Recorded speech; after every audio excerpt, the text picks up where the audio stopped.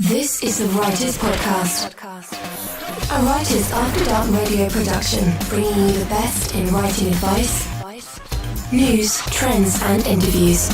Hosted by award-winning authors S.K. Anthony and Raymond Esposito. Hi, and welcome back to the Writers Podcast. I'm S.K. Anthony, and I'm here with my co-host Raymond Esposito. So, Ray, tell us about this episode. I most certainly will. In this episode, we're wrapping up our interviews with a conversation with Ashley Cestra. Ashley is a prolific reader and big supporter of indie authors. She has a ton of experience with indie books and some excellent insights on author interactions and writing book blurbs. Plus, she adds some opinion as to what she'd like to see at book events as a reader. We caught up with Ashley at Once Upon a Book, and here's what she had to say. Ashley, you were at the panel. Yes, I was. For Once Upon a Book as a reader, and you had a lot to say. Do you want to tell us a little bit about yourself first? Sure. I am a blogger, beta reader, ARC reader extraordinaire. I found the indie community by accident, and I have not read a traditionally published book since. Interesting. She's also a very good and therapist. we love you for that. You've done a lot for my ego when I've been there. And you jump. You said I on the do. panel that if you read a great romance novel, you're going to the next genre because you think it's unfair to say, hey, I can't start someone else's book. I can't start that movie after I just watched Harry Potter. Exactly. Right. Yeah. And I came to that realization probably about a year ago or so. What I did was I listened to an audiobook that was urban fantasy, and I read a dystopian book. And when I finished both books, I'm trying to write reviews, and I couldn't remember if the details came out of which book. And that just really confused me. So after that, I said to myself, okay, I'm not going to read the same genre in a row again. So then this way I can give each author a fighting chance, with an honest review, and so I can clearly reflect my thoughts on what I just read. You had said you haven't read a traditionally published book since, and I think it's going away, but certainly independent authors, indie authors, we've gotten generalized into, it's all garbage, it's not really good, these people just put out. I don't agree with that at all. The indie authors, those are the undiscovered ones. I have read some of the best books ever by indie authors, and those are the ones that I talk about. Those are the ones that need exposure. Things like The Hunger Games and Twilight, no. What do you think, you talk about exposure, what do you think is holding back most indie authors from reaching their audience? Yeah, well, it's hard for readers too. I mean, a lot of my blogger friends, they stick to the authors that they know and the ones that they've read before. I'm more into, I want to see what else is out there. How do you find the ones you find as opposed to the ones you... Well, like I said in the panel, I like to go through author word of mouth. Okay. So if I like an author, I'm going to find them on Facebook and see who they're reading. And then I'll jump that way. And then I'll do a couple author jumps like that, and then I'll start finding things on my own. Facebook has developed my reading, or they figured out a way to figure out my reading pattern. So I'm getting guilted into the sponsored ads, actually. I just clicked a few, and then the blurb was right there in my face, and I'm just like, sure, we'll give this a try. I think that as long as the authors are willing to take that step to reach that audience that they haven't reached before, they'll be fine. So as a reader, how do you think authors can best prepare to present themselves at events like this? It's really important to have a smile on your face and to always remember that someone is watching you. I have come across a few authors who came across a little rude. It influenced me. So when they're sitting there rolling their eyes and not saying anything, I'm not gonna buy your book, I guess.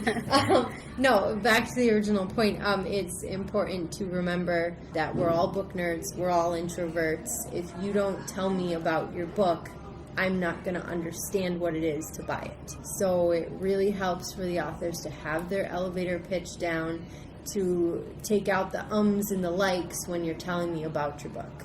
You wrote the book, you should know what it's about. I don't think social anxiety should come into play when you're talking about something that you're passionate about. And what would you offer readers as a great reason to attend a book event? Readers need to just go up to an author and say hi. It's as much as the author's responsibility as the reader's responsibility. You know, like I said again, we're all introverts, we're all book nerds, nobody likes to talk to strangers, but at signings, that's what you have to do. And I feel like a little bit more pressure is on that reader because they're the ones walking around. So you just really need to go up to that author and say, hello, it's nice to meet you, what do you write? Even if you walk away without buying anything, as long as you said hello and introduced yourself, you're okay. Like we had someone stop us when they come, buy my book. When people do that to you, how do you react?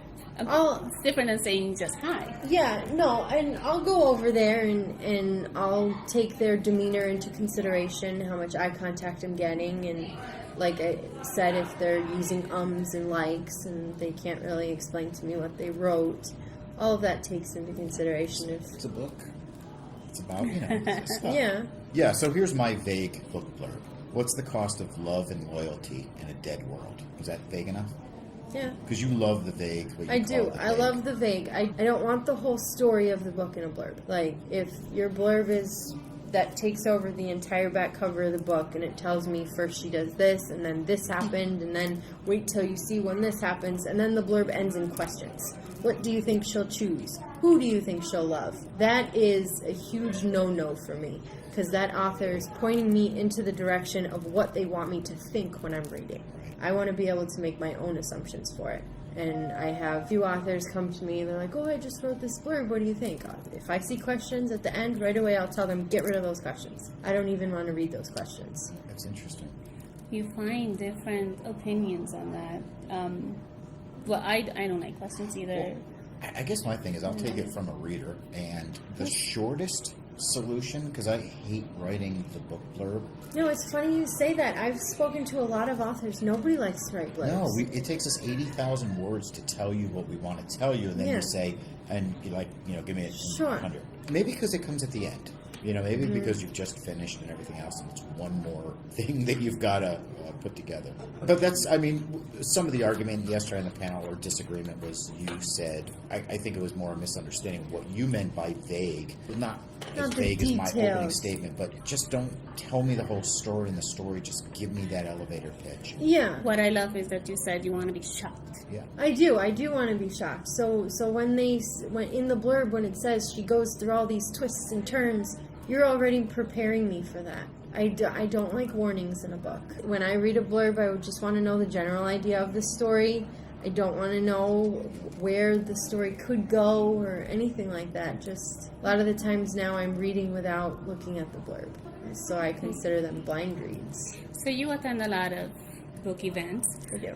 What's one thing you would love to see at a book event that's been missing? I would like to see more interaction between the readers and the authors before the event. A lot of times it's at the event where everyone gets to know each other, and I think that it should be the other way around.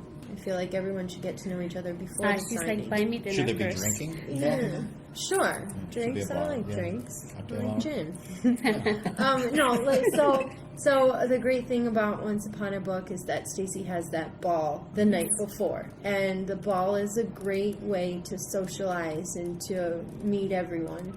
I think that name tags should be included. I think when we're talking to someone, it should automatically be, hey, I'm blah, blah, blah, and I write this and this. Or, hi, I'm Ashley, I'm a reader. Just so you can establish that first connection so you know who you're talking to. Like colored lanyards to say, oh, look, there's a reader. There's an author. Yeah, something like that.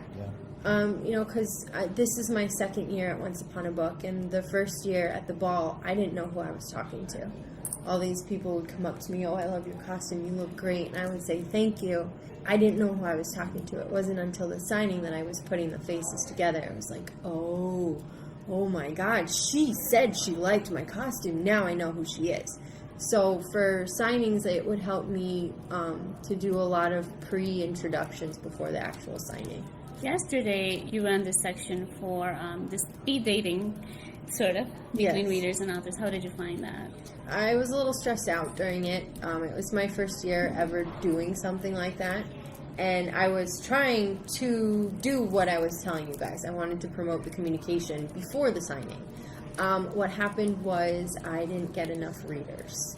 In the future, I think we should do a little bit more research into who's coming. Maybe having like a poll to try to gauge even numbers sort of thing. One signing I went to in Chicago, something that they did was a couple of months before the event, they had every attending author appear in the Facebook group.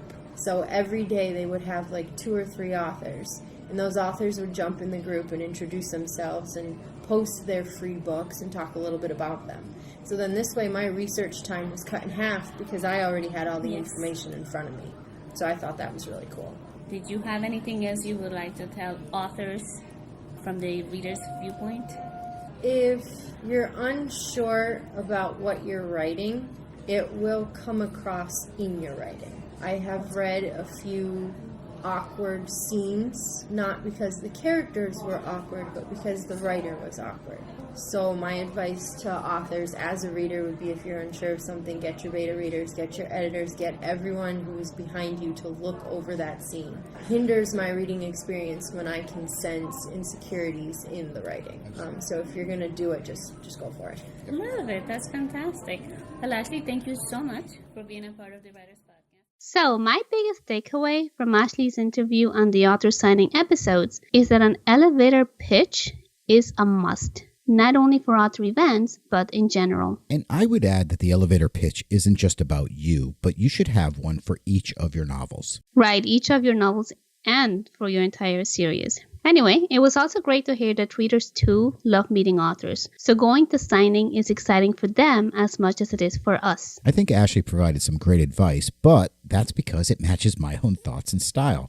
In general, however, I believe that authors need to be cautious in chasing advice. Right, because readers have different likes and dislikes, and since we can't please all the people all the time, it's critical that an author understands their audience and write to them. Yeah, that may not work for every potential reader, but being consistent is a better recipe for success than trying to be all things to all people. Overall, I think what we learned from all 3 episodes is that attending events is a lot like writing a book. It takes planning, preparation, practice, and over time, it takes revisions. You're not going to get everything right the first time, and that's okay. Learn and grow from each of those experiences. So, we'll leave you with this quote by Abraham Maslow. In any given moment, we have 2 options: to step forward and to grow, or to step back into safety. Thank you for listening to the Writers Podcast. Be sure to subscribe so you never miss an episode. For more articles, news, and advice, visit our website, writersafterdark.net, or follow us on Facebook and Twitter. The Writers Podcast is a Writers After Dark radio production. Executive producers SK Anthony and Raymond Esposito. Copyright 2017.